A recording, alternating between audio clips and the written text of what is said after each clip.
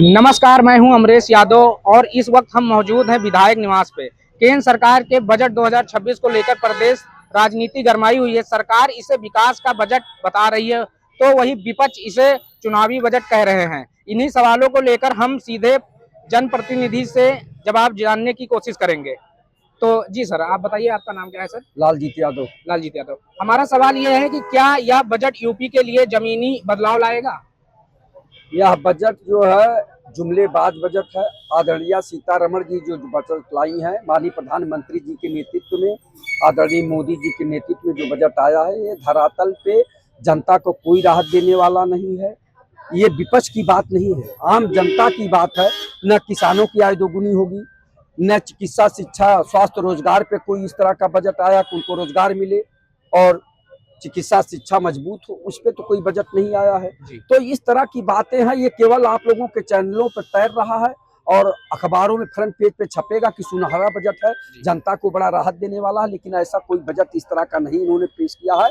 ये अमीरों का बजट है, ये गरीबों का कोई बजट नहीं है। और आपको बता दें, जिस तरह से महंगाई बढ़ रही है, जिस तरह से सोना चांदी के भाव हाई हो रहे हैं, जो आम गरीब आदमी अपने बहन बेटी की शादी करना चाह रहा है, अगर उसका बजट 3 से 4 लाख रुपए में है तो वो कुछ नहीं कर पाएगा, बल्कि उसके ऊपर कर्जा लग जाएगा।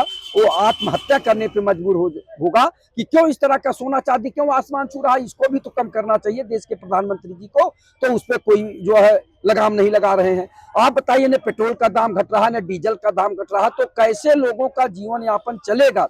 इस पे तो कोई जो है बजट पेश नहीं किए हैं, न बजट लाए हैं। हाँ, इनका जरूर है कि ये जो हवा में जो है बजट चल रहा बहुत बढ़िया। तो मैं कहना चाहूंगा कि भारतीय जनता पार्टी का जो इस तरह का बजट है, वो भारतीय जनता पार्टी के लोग और भारतीय जनता पार्टी की सरकार और नेता कहते हैं कि गांव का मौसम बहुत गुलाबी है, मगर ये आंकड़े झूठे हैं, दावा किताबी है, ये केवल कहते हैं।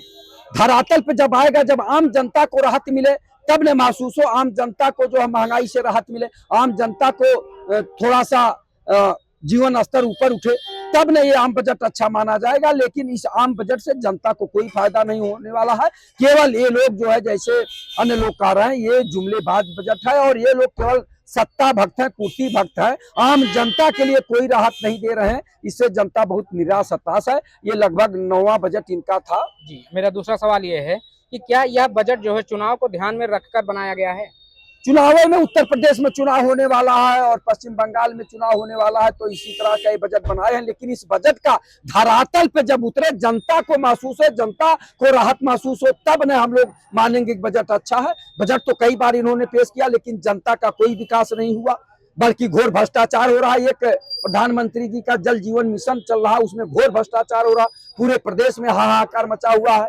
आप ये बताइए कि चरखारी महोबा के विधायक जी हैं ब्रजभूषण राजपूत, उन्होंने जो है जल शक्ति मंत्री स्वतंत्र देव सिंह को जो है रोक कर जो है गांव की समस्या बताए। लगभग 50 से 60 जो है ग्राम प्रधान भी साथ में थे। आप बताइए, सड़कें खोद दिए हैं, पानी घर तक पहुंच नहीं रहा है, नल जल योजना जो है, तो आप सोच लीजिए कि जनता को राहत तो मिल नहीं रही है, घोर भ्रष्टाचार चल रहा है। ये धरातल पे इनका आ जाए बजट, तब न मानेंगी जनता। ये तो हवा में है, ऊपर से लोग गायब कर देंगे। सर से मेरा है तीसरा सवाल, आप ये बताइए कि युवाओं को इस बजट में सीधे क्या फायदा मिलेगा? देखिए, बजट में बहुत सारी देखिए बजट का तो शुरुआत हम ये करते हैं कि पहले बजट अगर दे रही है, नवा बजट, एक तो रिकॉर्ड बनाने के लिए कि एक आदमी सिर्फ बजट दे और रिकॉर्ड बनाए। बताइए, यहाँ उत्तर प्रदेश में या चाहे कौन बजट सुनता है? केवल साउथ इंडिया के लोग तो नहीं सुनते हैं, समझ रहे हैं ना? उत्तर प्रदेश के लोग, बिहार के लोग, राजस्थान के लोग, हरियाणा के लोग, अंग्रेजी में तो बजट होता है। बजट को सब लोग बैठ के सुनना चाहते हैं, महिलाएं सुनना चाहती हैं, लेकिन सीतारमण अंग्रेजी में बजट दे देती हैं, वो सिर्फ पढ़े लिखे लोग समझ पाते हैं। अगर आप बजट बना रही हैं तो बजट में हिंदी में बोलने वाले को कहिए ना, जो उनका राज्य मंत्री वो बजट बोल सकता है। लेकिन सीतारमण को रिकॉर्ड बनाना था कि हम बजट, नवा बजट दे रहे हैं, हमने रिकॉर्ड बना दिया इस देश में।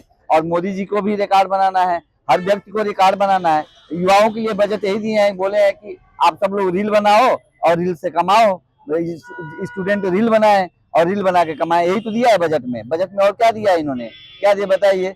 किसी को कुछ दिया है क्या? कहाँ दिया है? क्या किसी स्टूडेंट का फीस कम कर दिए हैं? कि स्कूल में खाना का कुछ प्रावधान करे हुए हैं? कि आप गरीब के लिए कुछ किए हैं कि किसान के लिए कुछ किए हैं, क्या किए हैं बताइए। एक गिना रहे थे हमने इसमें देखा आपके चैनल पे एनडीटीवी के या आज तक के चैनल पे देखा था, बैठे हुए थे लोग बता रहे थे कि पिछले साल इतना था, इस साल इतना हो गया। कहाँ हो गया? रक्षा बजट में बढ़ाना ही पड़ेगा आपको। क्या देश में इतना ही पैसा है कि रक्षा बजट पे खत्म हो जा रहा है? ऐसा तो नहीं होगा ना सर। आप युवाओं की बजट के बारे में पूछे तो युवाओं को सीधा क्लियर लास्ट में आप पढ़िए, उसको बजट के बारे में दिखा है कि रील बनाइए।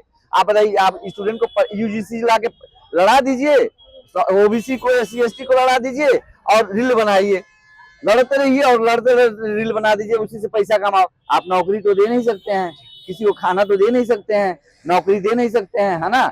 आप हमने बजट के पहले बहुत सारा इंटरव्यू हुआ था, उसमें हमने बताया था कि जो जी राम जी बनाए, मनरेगा की जगह पे जी राम जी बनाए हैं, जी राम जी के लोगों का तनख्वाह बढ़ाया जाए लोगों को। आप देखिए जितने कर्मचारी उनका मिनिमम 7,000 रुपया रखा हुआ है।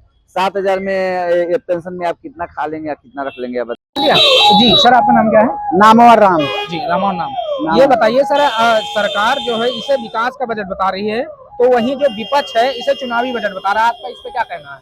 देखिए, जो मौके की स्थिति चल रही है देश में, जी जो है वही तो देंगे। जी बाकी रह गया जो जब से नोटबंदी हो गया है और उसकी जांच पड़ताल न करके तत्काल में नोटबंदी को रोका गया और इतना देश की स्थिति कमजोर हो चुकी है कि पैसा वैसा बिल्कुल खत्म हो चुका है। जो आर्थिक जीवन काटने वाले हैं या बहुत मजबूत भी लोग हैं, तो उनका खर्च भी उतना है, इस हिसाब से सब लोग परेशान हैं। और इसको प्राइवेट में जितना बेचा जा रहा है, सरकारी विभागों को नौकरी से जोड़ा नहीं जा रहा है, तो आगे तो हम बिल्कुल एक राजतंत्र के हिसाब से कोई अगला अगर कोई आएगा, अब तक तो हम लोग चला ले रहे हैं। बच्चे नए जो है पढ़ने लिखने में आधा उम्र ऐसे बीत जा रहा है, तो परेशानी तो देख नहीं रहे हैं। और आने वाला समय उनके पास रहेगा कि ये क्या चलाएंगे।